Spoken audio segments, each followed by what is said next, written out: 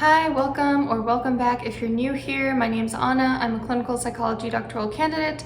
On this channel, we talk about real-life applications to psychology, and today we're doing another video from the Research Revealed playlist. This is a new series on this channel dedicated to making scientific, peer-reviewed research accessible to the general public and helping you apply it to your real life. So today's study is by Tim Cole from DePaul University, yes, Chicago represent, and this particular study looks at why people lie to their romantic partners. So I saw this and I said, okay, I'm pretty sure people are gonna wanna know the results of this. 92% of people admit lying to their partners, and even more admit to lying by omission or just withholding information. And when people find out that their partner lied to them, the emotional and relational consequences can be quite negative. Past research has shown that people aren't very good at figuring out when their partners are lying. Even police officers who are trained to identify if people are lying are actually not that good at figuring out when people are. This study looked at 128 couples who completed questionnaires about communication. So what were the findings? The reasons why people deceive their romantic partners can be split up into 3 hypotheses,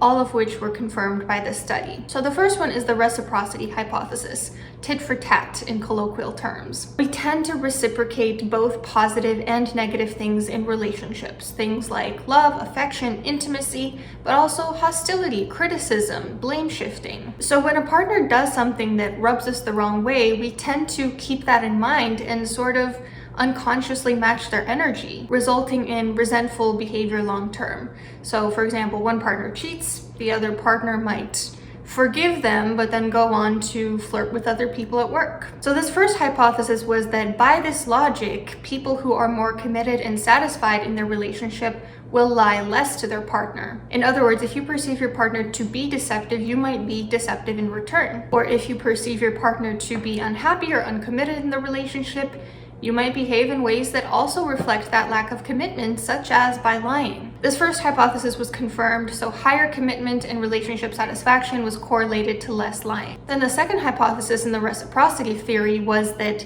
people who are dishonest perceive their partner as being more dishonest. The second hypothesis was also supported, so those with higher rates of dishonesty also assumed that their partners were more dishonest. There's an interesting but concerning nuance here, because the study also found that the participants were not very good at guessing whether or not their partner is deceptive, which is consistent with past research. So people might assume that their partner is lying and reciprocate that without realizing that their partner is not even actually lying. But in general, participants guess that they lie more than their partner does, so there was also that. And then the third and last hypothesis from the reciprocity theory was that people who are less committed to the relationship will be more dishonest. And this was also supported, so the partners who were less committed lied more to their partners. This makes a whole lot of sense. Like, I remember in high school that I had this classmate who was cheating on his girlfriend.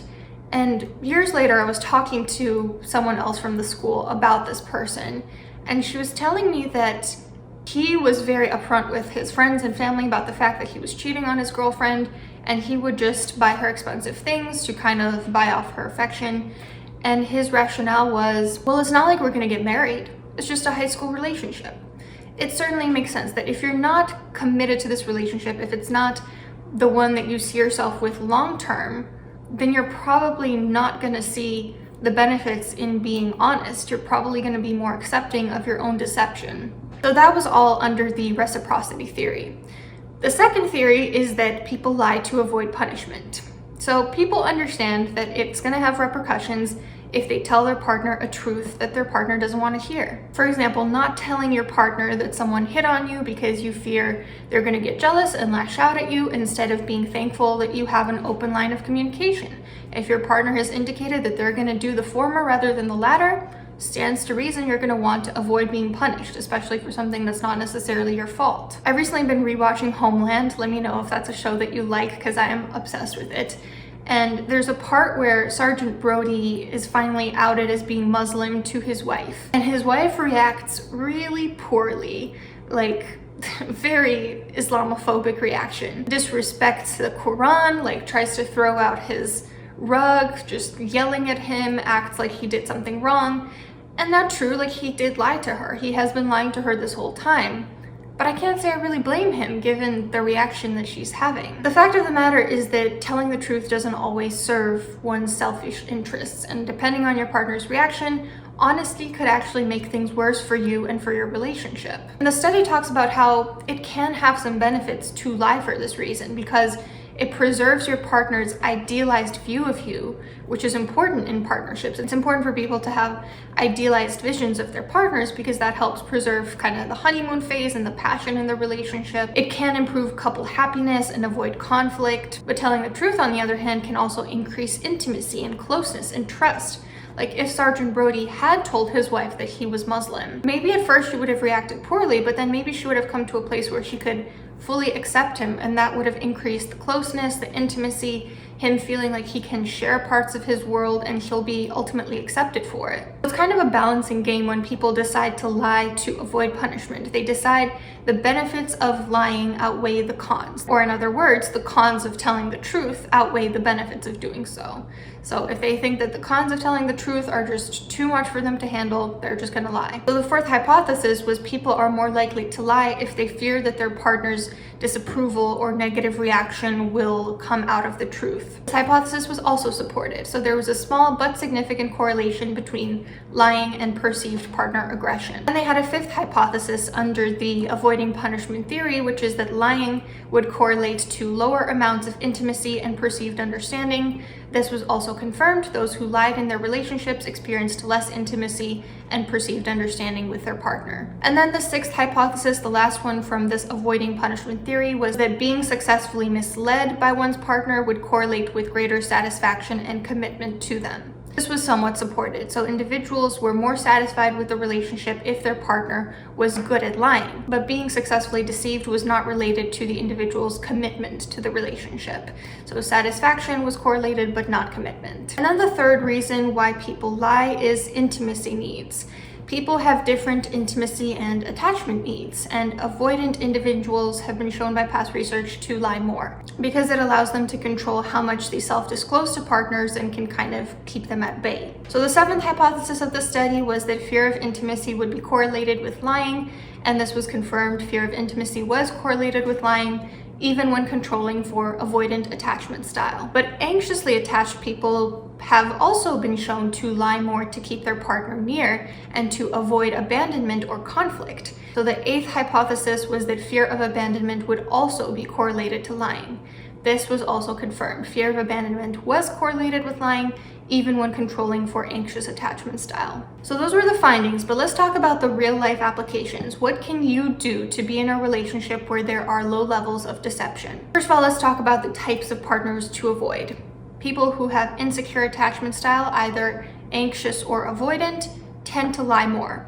And those who have either fear of intimacy or fear of abandonment also lie more regardless of their attachment style. So look for partners with secure attachment who fear neither intimacy nor abandonment, who are able to dive deep in a relationship with you but without worrying that you're going to leave them. Also, avoid partners that seem resentful or always assume the worst of you. If they think that you're always lying and you're not, that's a pretty good indicator that they might be lying. There are a lot of cheaters, for example, that are very hypervigilant that their partner is cheating on them because they unconsciously believe in the reciprocity of relationships. And maybe they are cheating out of resentment for something their partner did, or maybe they justify their cheating by assuming that their partner is doing the same. So partners that seem to be kind of tallying your mistakes and holding grudges are more likely to be lying to you. I've certainly had friendships where like resentment builds because one person is flaky, then the resentment becomes reciprocated, and it's just kind of feeding into itself. No one's being honest, everyone's being passive aggressive, and ultimately the relationship dissolves because there's so much hurt there. Also, avoid being in relationships with people who aren't committed or satisfied with the relationship. So people that seem like they have one foot out the door, people that are always looking for the next best thing, that often pick fights or criticize you, that refuse to commit to you, that don't want to talk about the future, and so forth. Those are the types of people that are more likely to lie to you if they seem like they're just not happy with you and they're just not committed to this relationship. So those are for types of people to try to avoid getting into relationships with. But what are things within your control to minimize lying once you're actually in the relationship? First of all, don't give your partner the impression that telling the truth will result in disapproval or negative consequences. Don't lie. If your partner thinks that you're lying, they're more likely to be deceptive as well, so lead by example. And make sure that your partner knows that you're committed and satisfied to them, and that will in turn make them more committed and satisfied to you and less likely to be lying or building resentment against you. But ultimately, we cannot control another person's behavior. And even if you take every single one of these steps to be proactive and avoid deception in your relationship, you can't control what another person's going to do. So if you come across someone, you do everything right, you think you're picking the right partner, they're still lying to you, try not to take it too personally. It's more about them than it is about you. Now, if you're the one lying, this could be a slippery slope. It could decrease intimacy and shared understanding. It could cause your partner to retaliate through either punishment or increased deceptiveness in the future. The researcher concludes that lying is ultimately a coping mechanism, but it's one that usually indicates relational distress.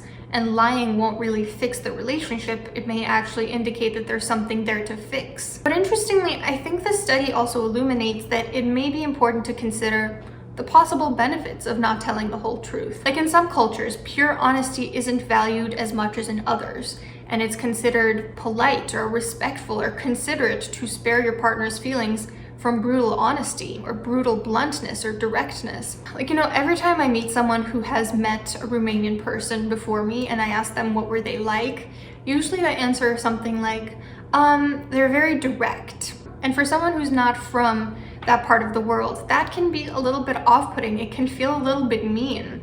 And while I think there are certainly benefits of being very honest and direct, I kind of agree. Like, when I've been around Romanian people, it's like, whoa, like, you did not need to say it that way, or you could have really been a little bit nicer about this. There are some pros to also sugarcoating, but then you don't want to veer into being two-faced or fake or superficial.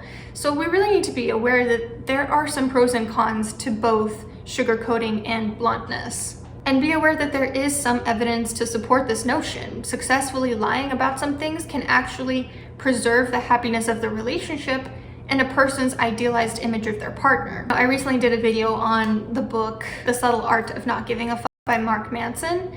And there's this one scene that I didn't talk about in the book where he's telling his wife that she doesn't look good sometimes. So when she's like getting ready, she asks him, how do I look? And when he feels that she doesn't look good, he tells her that. I didn't include that in the video because I don't think it's good advice. I don't think that being so blunt is ultimately going to help you in the long run, because no one looks good 24/7. She probably knows that. She probably feels insecure because she's asking that. It can definitely have some benefits to preserve her self-esteem and the relationship by not being so blunt all the time. But I think it's a matter of nuance. Like, what is it that you're lying about? White lies, lies to spare a person's feelings or to be kind. I think those can be justified, like telling someone that you like their meal when really you don't. But in my opinion, if you lie about the big things, you are essentially taking away your partner's personal agency. They think they're choosing to stay in a relationship that looks one way, when in reality, they might be in a relationship that if they knew the truth about, they would not consent to stay in. So if you're lying about things like your identity, your loyalty, who you are as a person, how you're treating your partner when their back is turned, I personally do believe that's unethical to do. They deserve to know the truth about the type of relationship that they're in so that they can decide if that's a relationship they want to stay in. So those are some of the tips based on the study. And some of the limitations, it only looked at straight couples. Not really sure why that was. I don't get why people do this in research when it's not necessarily necessary.